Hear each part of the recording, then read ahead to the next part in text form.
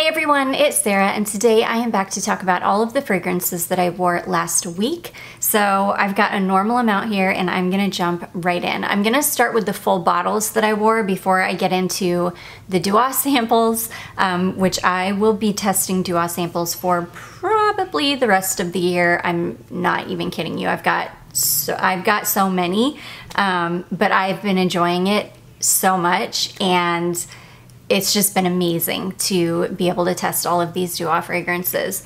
So anyways, I'm gonna start with one of the full bottles that I wore. I pulled out my Oscar de la Renta Lavender. I haven't been wearing this the way that I used to. And it's because when I saw that it had, I don't know if this is discontinued or if it's just become difficult to find, but when I saw that it was becoming very difficult to find and that it was becoming very expensive, I like way backed off and I really started to ration it. And I love this one. This one has just gotten so much better with age. When I first got it, it was very, almost kind of ethereal smelling. It was light and kind of wispy, and it was kind of like a milky sweet lavender. And as this one has aged, it's gotten deeper and sweeter and even more milky. I'm so sorry. You might be able to hear my dog back there. She's cleaning herself and she's being kind of loud. So if you can hear that, that's what it is. So anyways, yeah, I wore this one to bed. I don't know why I haven't tried wearing this one as my scent of the day yet, but I have a feeling it's still not gonna last super long because I did spray it on in the evening, like right before bedtime, and I couldn't smell it when I woke up the next morning. So I have a feeling it's not gonna perform like a ton better, but oh, I love this one so much, and thank goodness, because of Beautiful Velvet, I have a backup bottle of this. So yeah, I need to pull it out and start giving it lots of love again. It's my favorite bedtime scent. So anyways, that is Oscar de la Renta Lavender. Okay, this next one, this is one of the bottles that beautiful Laura sent over, and I was so excited to see this.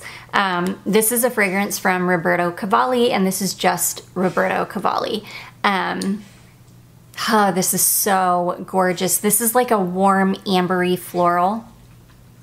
Like a warm, sweet, ambery floral. It is so stunning. This is one of those perfumes that smells like a grown woman. You're not gonna smell juvenile in this. It doesn't smell mature, but it smells grown.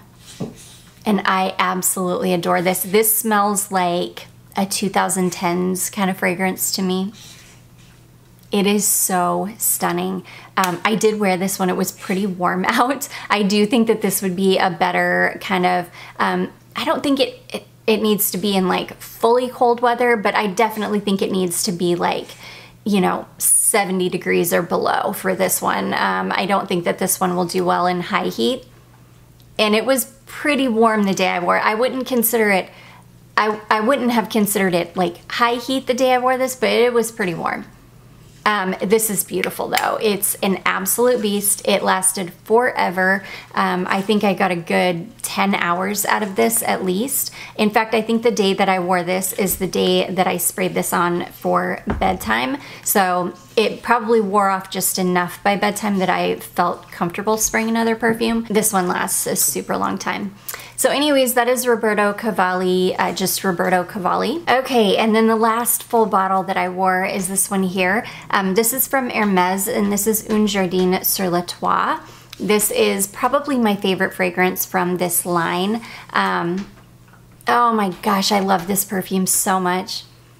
It was a really hot day the day that I wore this. It was up in the like high 80s, I think. And this is just such a perfect high heat, hot weather fragrance. This is really bright and crisp smelling. It's got a little bit of sweetness to it. I believe it's like, if I remember correctly, it's got pear in it. It's got some rose in it. It's got some fresh cut grass in it. It's got like I think it's got like a compost note in it. And you get just a touch of sweetness from the pear, but it's a really fresh sweetness. It's not syrupy or anything. It's very fresh and crisp and very slightly sweet. I think it's got some basil in it as well. And it's beautiful. It's the perfect spring scent. It might be my favorite like spring hot weather scent like this in my collection. I love it. I reach for it every single year, multiple times throughout the hot weather seasons, faithfully. I just love this fragrance so much. I think I've got most of the fragrances in this collection in some form, whether it be a bottle, a travel spray. I've got every one but the Mediterranean one because that one went too masculine on me. But yeah, I think this one is my favorite. I do love the one in the yellow bottle. I always forget the name of it. Monsieur Lee, I think is the name of that one, and that one is stunning too. But anyways, that is Hermès Un Jardin sur le Toit, and it is such a beauty. Lasts forever too. You can get a good 8 hours out of that at least. It's very long lasting, especially for being such a bright, crisp perfume. Okay, and then next, I did a little layering combination because we're gonna get into the Duo samples now. I went ahead and tested the Vanillic Dreams, which is Duo's clone of Indult Tihota. And I'm just gonna tell you right now, hands down, this is the best clone that I've smelled of this fragrance. This one, it still isn't super long lasting. I think I got about, I tried to pay good attention because I did layer it over some oil. I think I got about 4 or 5 hours out of this. Now, I'm not sure how macerated this is. I would assume that this is pretty macerated. So this, but being a vanilla, this is only gonna get better with time. This is beautiful though. This is, I have the Cocoa Pink dupe, which I also absolutely love, but it does not last as long as this one. This is the longest lasting clone of this fragrance and way longer lasting than the original too that I've ever found. So this is going right to the top of my wish list, and I will pick it up as soon as it gets back in stock. I went ahead and layered it over this oil. This bottle is such a hot mess because like the oil is leaked out. It's this gold flakes off the lid. This is the worst oil bottle I have. It's just so bad. It's really hard to get the cap off and it just like that gold flake gets all over me. But I love this oil. I need to go ahead and transfer this into a roller ball, which I'm quite sure I have an empty roller ball, and I will just go ahead and transfer this over. I love this oil. It smells basically exactly like Tihota. They have a spray a spray version of this at Ulta, and I've got it in my cart because at some point I'm gonna go ahead and pick up the spray version of this too. It smells really, really identical to Tihota. So I went ahead and layered these two. This oil doesn't last very long, so the Duo version of Tihota definitely outlasted the oil by a long shot, but it's an amazing combination. If you love Indult Tihota, oh my gosh, I cannot recommend this Duo clone enough. It smells identical to it. It lasts way longer than anything else that I've tried, and I love it. And it's going straight to the top of my wish list. So anyways, that is called Vanillic Dreams, which is Indult Tihota from Duo. And then I tried 3 more Duo samples. I tested this one here. This is called Salted Caramel, which is Shay and Blue salt caramel, and I used to have a tester, not a tester, I'm sorry, I used to have a travel spray of salt caramel by Shay and Blue, but I didn't love it because it did something weird on me, and it almost wasn't sweet enough for me for the type of fragrance that it was. This is beautiful. The Duo version is gorgeous. It smells exactly like it. It's still not one that I would want a full bottle of just because the Duo was kind of the same on my skin as the real thing used to be because it's so identical to it.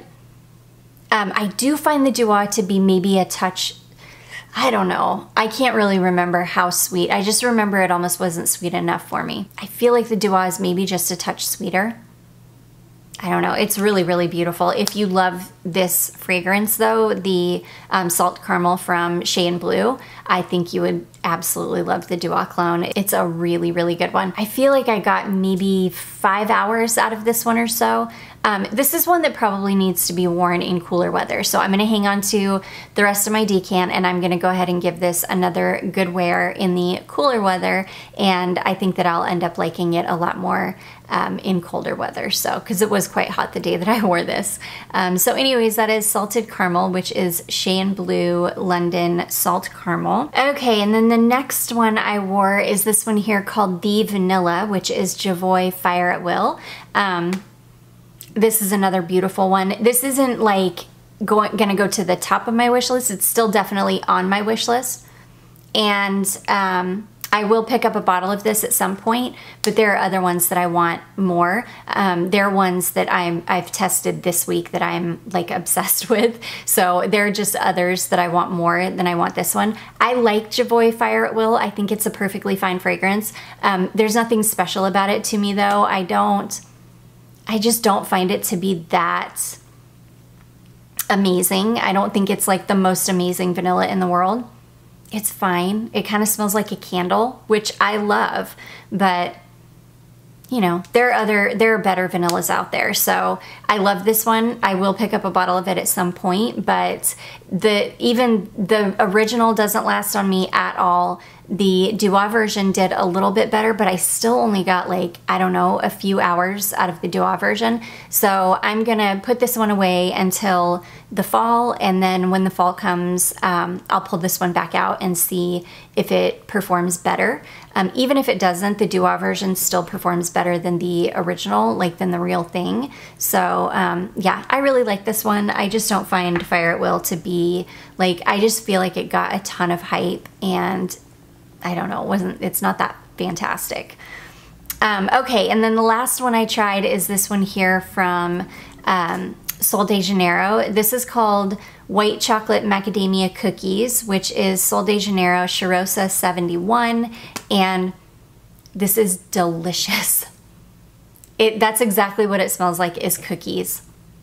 Like nutty, sweet cookies. It's so yummy.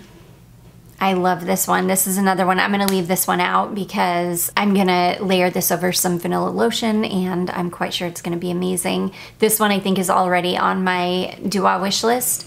If not, it's gonna be added because I love it. It smells so good. And I would just buy, if Sol de Janeiro made travel sprays in all of their fragrances, I would just buy the real thing. But I don't love their body sprays. I just don't think that body sprays last that long, and I would much rather have a perfume. So I will definitely pick up a bottle of this at some point as well. So anyways, this is White Chocolate Macadamia Cookies, which is Cheirosa 71 from Sol de Janeiro. And that is gonna be it, guys. Those are all of the fragrances that I wore last week. I do hope that you all enjoyed this. If you did, don't forget to give it a big thumbs up. Don't forget to subscribe before you leave, and I will see you in my next one. Bye.